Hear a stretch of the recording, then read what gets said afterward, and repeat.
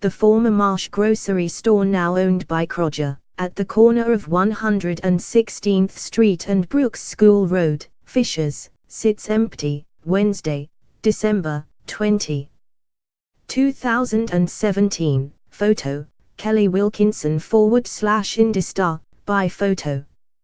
Let's hear a golf clap for Fishers. The upscale Ideopolis suburb has been on a blazing hot streak of adding coveted retailers. Fishers is wrapping up a year in which IKEA, Portillo's and Topgolf all opened around one intersection, 116th Street and Interstate 69.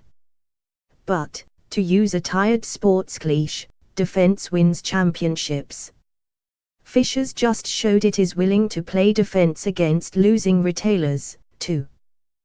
You might remember that Kroger made a shrewd business move earlier this year when it acquired 11 stores from defunct Ideopolis grocer Marsh. The deal raised eyebrows because some of the buildings were so close to existing Kroger locations that it didn't make sense for one company to own them all.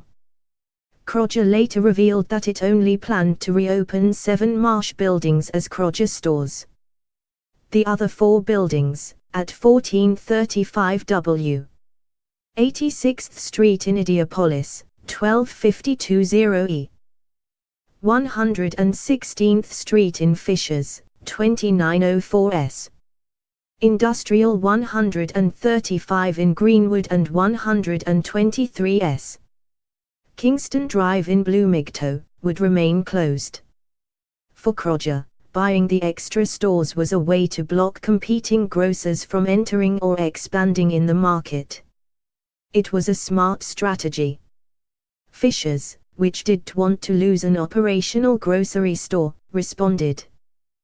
The Fishers City Council earlier this month made a zoning change that stipulates former grocery store buildings can only be used as grocery stores, as explained in an article by my colleague John Tuohy. That means Kroger is required to either open up the shuttered store at 116th Street and Brooks School Road or give it up to a competitor. Kroger, understandably, is not happy. What the city wants to impose would devalue our property and restrict our freedom to do business, Kroger spokesman Eric Havaso told Tuohy. We would like the city of Fishers to re-evaluate its zoning concept. Havaso did not respond to a request for additional comment. Kroger also could point out that Fishers moved the goalposts, another bad sports analogy. The city allowed Kroger to make a business transaction under one set of regulations and then changed its zoning rules in a way that is likely to cost Kroger money. But as we reach the end of a terrible year for retail, remember, this dispute came to pass because an entire grocery store chain went out of business. It's hard to blame any city for taking action to prevent commercial buildings from languishing without tenants. Marsh's collapse caused dozens of buildings to go dark across Idea, reducing grocery options and potentially even property values in many communities.